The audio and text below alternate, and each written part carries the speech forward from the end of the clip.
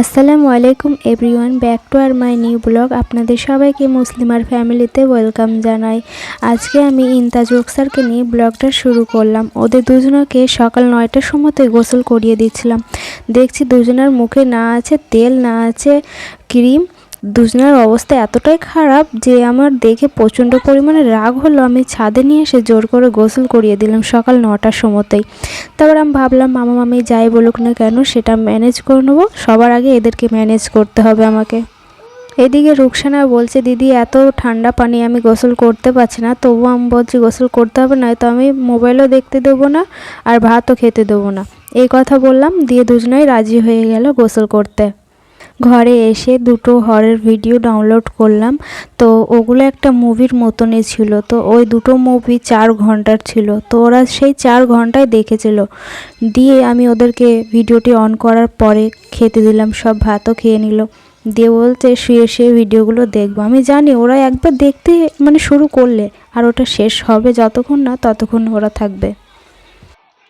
দিদি দিয়ে দাও তো, দিয়ে দাও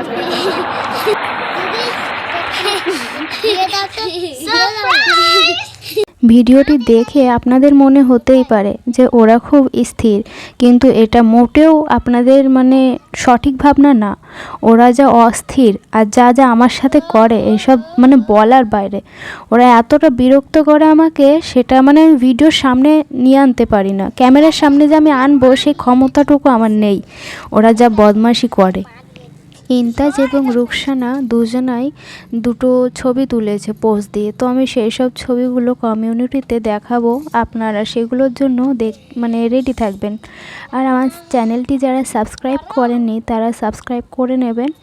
এরকম নতুন নতুন ভিডিও পাওয়ার জন্য আমার চ্যানেলটিকে সাবস্ক্রাইব করে নেবেন। এইদিকে চলে এসেছে আমাদের সেই ভূতনি পেতনি, চলে এসেছে ক্যামেরার সামনে।